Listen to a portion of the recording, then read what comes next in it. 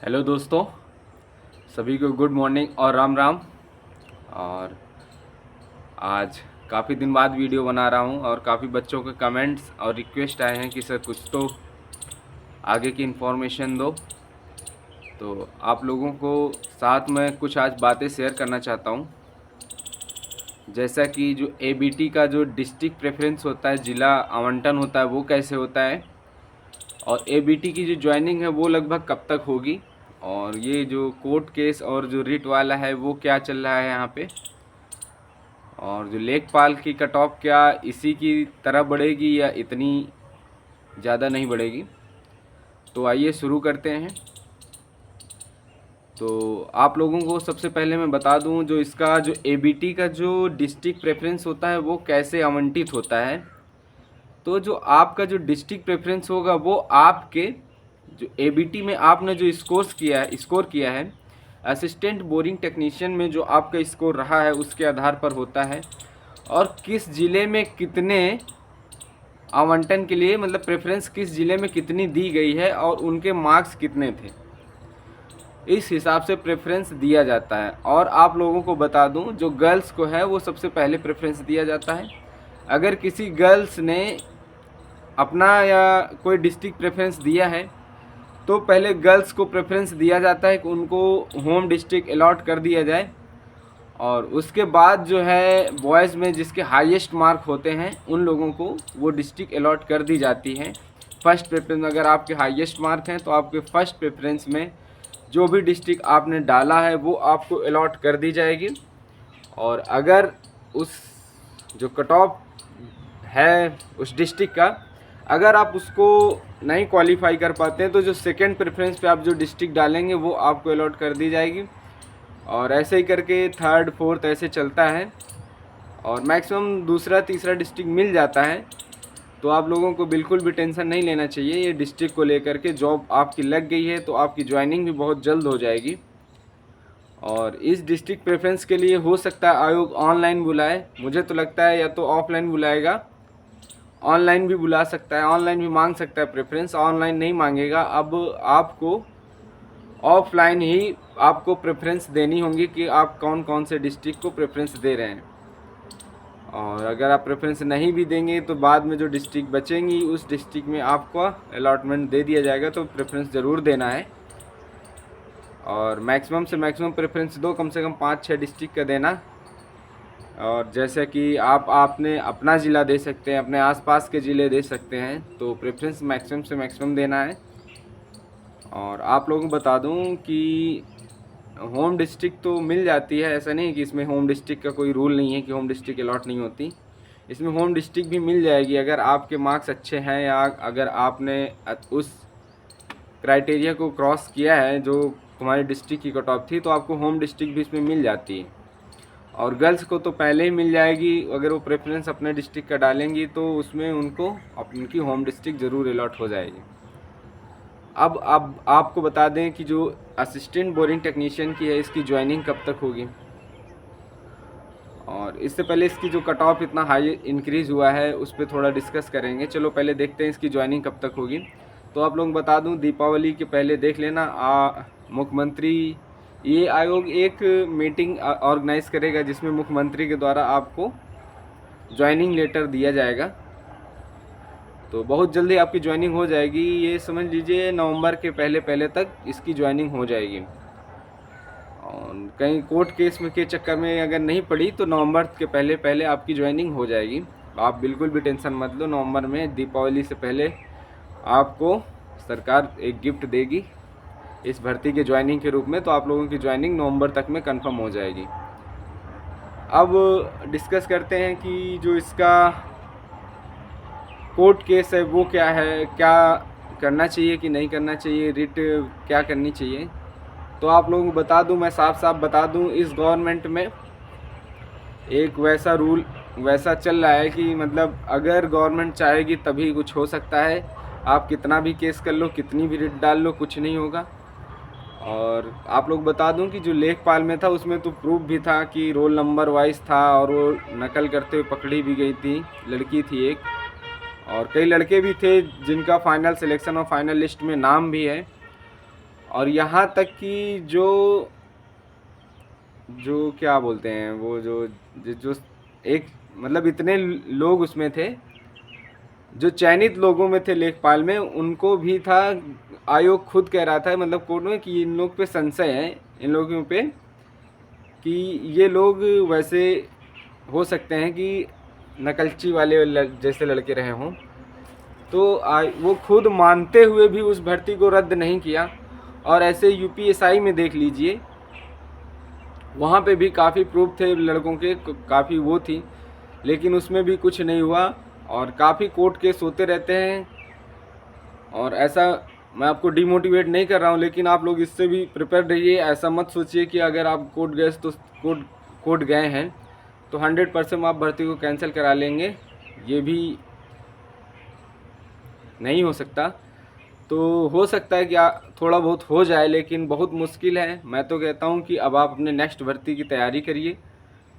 और court case में बहुत पैसा लगता है, अगर आपसे कोई पैसा डिमांड करेगा तो यार दो कम से कम 15-20 लोगों के होने से कुछ नहीं होगा, एक हियरिंग में आपका पैसा ख़त्म हो जाएगा। अगर आप करना ही चाहते होंगे तो कम से कम इसमें 100-200 लड़के होने ही चाहिए थे कि जो आपको सपोर्ट करें, लेकिन कोई सपोर्ट नहीं करता। वही 10-5 लड़के हैं जिनको प्रॉब्लम है और वही कोर्ट जाना चाहते हैं। आप देख लेना 5 तारीख को बुलाए, मतलब वहाँ पे इलाहाबाद हाई कोर्ट पे सब लड़कों को मीटिंग में के रूप में बुलाया गया। आप लोग देख लेना, वहाँ डिसाइड कर लेना कितने लड़के आते हैं, वही लोग हो सकता है आपका सपोर्ट करें पैसे से। क्योंकि अब इसमें सबसे ज़्यादा ज़रूरत जो पड़ेगी आप लोगों को पैसों की पड़ेगी। और अगर आप लोगों के इतने हाई कोर्ट के वकील जो हैं इतने डिमांड करेंगे कि इतना से इतना खर्चा आएगा, अगर आप लोग दे पाएंगे तो वो केस लड़ने की कोशिश करेंगे, उसके पॉइंट्स पे कुछ सुनेंगे। और वकील तो एक बात है, वकील अगर आप पैसे अच्छा देंगे तो वकील केस ज़रूर ले लेगा। हारना जीतना उसकी गारंटी नहीं होती, वो अपनी बहस करेगा। अगर कुछ उसका रिजल्ट निकलता है आपके फेवर में तो बहुत अच्छा, नहीं निकलता है तो उसकी फ़ीस तो आपको देनी पड़ेगी। और अगर आपके पास पहले ही सोच लेना, अगर अच्छे खासे पैसा नहीं है तो इतना आसान नहीं होगा, एक हेयरिंग में ही आपके पैसे सब ख़त्म हो जाएंगे। तो मैं आपको डीमोटिवेट नहीं कर रहा हूँ, पहले से सोच के चलना। और भाई काफ़ी ऐसी गवर्नमेंट है कि क्या बताएं। कुछ अभी ऐसे हम लोगों ने एक केस किया था, यही इसमें खरे जी वकील थे, जिसमें था कि यूपी पुलिस का जो कांस्टेबल की जो भर्ती थी उसमें जो एक्स्ट्रा कैंडिडेट थे, उसमें होता है कि रूल की जो है फाइनल मेरिट से पहले जो है मेडिकल से पहले फाइनल मेरिट लगा दी जाती है, उसके बाद मेडिकल होता है। फिर मेडिकल में काफ़ी सीटें खाली हो जाती हैं। तो उसमें था कि जो मेडिकल में जो सीटें खाली हुई हैं उनमें जो लड़के थे, जो फाइनल सेलेक्टेड लड़के थे, उनको लिया जाए। लेकिन कोर्ट ने कुछ भी नहीं माना, सारे केस उसने रिजेक्ट कर दिए और कोई भी रूल उसने नहीं माना, ना कुछ किया, और उसमें कोई भी ऐसा नहीं हुआ। अगर इसमें गवर्नमेंट का थोड़ा बहुत हस्तक्षेप होता तो ज़रूर कुछ हो जाता, लेकिन ऐसा कुछ नहीं हुआ उसमें। तो कोर्ट केस अगर आप कर रहे हैं तो उसके पहले बी प्रिपेयर्ड रहें, और नहीं तो मैं तो कहता हूँ आप लोग नेक्स्ट वैकेंसी की तैयारी करें। माना कि हुआ है, धांधली हुई है, लेकिन अब जो हो गया है उसको लेके बैठे मत रहिए, क्योंकि अब उम्मीद बनाए रखिए। अब क्या कह सकते हैं भैया, अब नहीं, देख लेना, कोशिश कर लो, बहुत अच्छी बात है। अब हमको तो इसमें कुछ बारे में नहीं कहेंगे, लेकिन हम नहीं चाहते कि आप अपना टाइम वेस्ट करें। क्योंकि अगर आपके पास पर्याप्त लड़के हैं, पैसा है, तभी आप कुछ करिए, नहीं तो फिर फालतू टाइम वेस्ट मत करिए। क्योंकि आप केवल कुछ ही लड़के हैं जो इसमें एक्टिव दिख रहे हैं और सारे सोच रहे हैं क्या घर बैठे केस हो जाता है, पैसे नहीं लगते। तो कुछ ही लड़के हैं, तो आपके परेशान होने से कुछ नहीं होगा। तो आप लोग भी अपना टाइम वेस्ट मत करिए। अगर आपको भाई लगता है तो आप ज़रूर कुछ करना चाहते हैं तो करिए भाई, अब हम तो नहीं कह सकते।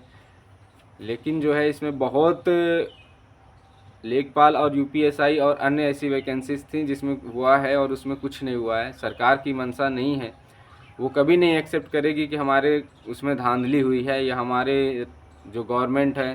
क्योंकि अगर कोई पेपर कैंसिल होता है तो सीधा आरोप जो है गवर्नमेंट पे लगता है और विपक्ष को मौका मिलता है वो कुछ बोलने का।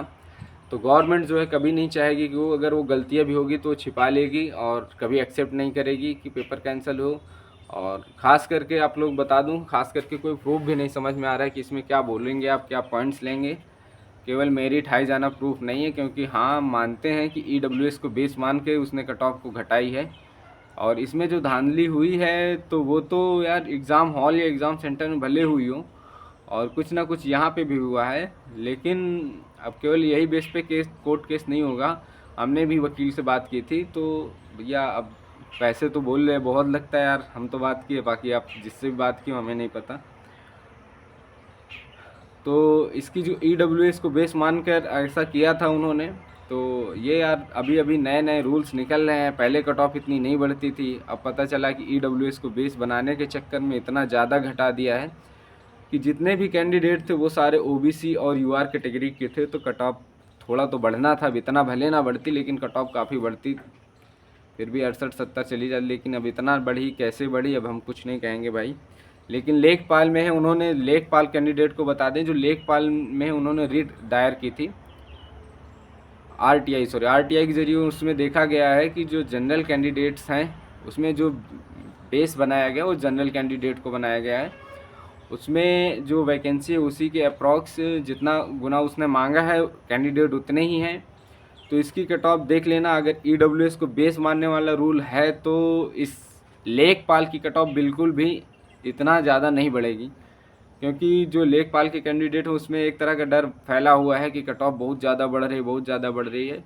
तो उसकी कट ऑफ इतनी ज़्यादा नहीं बढ़ेगी, बढ़ेगी तो लेकिन इतनी ज़्यादा नहीं बढ़ेगी। और अगर आपके 80-81 नंबर मार्क्स हैं OBC और जनरल में, तो आप अपने को इस भर्ती में मान सकते हैं कि कुछ ना कुछ परसेंट सेफ हैं आप। लेकिन एक 100% नहीं कह सकते कितना कट ऑफ जाएगी, क्या जाएगी, कैसे लड़के हैं। अगर क्योंकि अगर धांधली होती है तो ऐसे ही कट ऑफ हाई जाती है, क्योंकि अगर कोई जुगाड़ से होता है तो यार उसका उस लेवल की वैकेंसी से कोई मतलब नहीं होता। उसमें तो सबसे हाईएस्ट स्कोर करेगा ही करेगा। 100 नंबर में हो सकता है 92, 95, 94 वाले बहुत लड़के हों। तो कह सकते हैं अब धांधली के ऊपर भी डिपेंड करती हैं सारी कट ऑफ, कितना क्या हुआ है। हर भर्ती में हो भी रही है, किसी में कम किसी में ज़्यादा। और जिस वैकेंसीज़ में जो वैकेंसी थोड़ा बड़ी होती है उसमें कम समझ में आती है, अगर कोई वैकेंसी छोटी है तो उसमें तो बहुत समझ में आएगा। कि अगर 150, 150 लड़कों ने अगर कर दिया तो वैकेंसी तो ख़त्म ही हो जाती है। लेकिन अगर वैकेंसी 8000, 9000 है तो उसमें इतना ज़्यादा समझ में नहीं आता, क्योंकि अगर 1-2 हज़ार लड़कों का भी अगर कुछ हुआ भी होगा तो इतना फ़र्क नहीं पड़ता, क्योंकि 7-8, 6-7 हज़ार सीटें फिर भी बच जाती हैं। तो इसकी कट ऑफ ज़्यादा नहीं बढ़ेगी, नॉर्मल रहने वाली है। और इसका भी DV, लेखपाल का DV बहुत जल्द होने वाला है, और इसका DV आयोग में ही होगा। तो सारे डॉक्यूमेंट्स रेडी रखिए। और DV जो स्किप है, आपका अभियान बहुत सक्सेस रहा है, मेरे हिसाब से तो बहुत सक्सेस रहा है। काफ़ी एक्टिव रहे आप लोग, और इस अभियान को बढ़ाते रहिए। आपको नौकरी ज़रूर लगे, उम्मीद तो यही करते हैं आपको नौकरी ज़रूर लग जाए। तो चलिए अब इस वीडियो को यहीं पे समाप्त करते हैं। चैनल को सब्सक्राइब कर लीजिए और वीडियो को लाइक कर दीजिए। कमेंट में ज़रूर लिखिए कि क्या करना चाहिए ABT वालों को।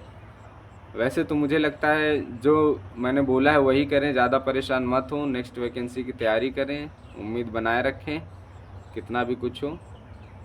UP पुलिस की वैकेंसी आ रही है और अन्य वैकेंसी पेट है आपके पास, अपना टाइम देख के ही बर्बाद करें। अगर आपको लगे कि नहीं हमको ऐसा करना चाहिए तो ज़रूर करें।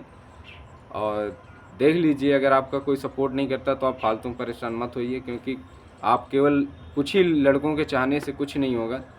बाकी सब लोग घर में बैठे रहेंगे तो इससे कोई मतलब कुछ नहीं निकलने वाला है।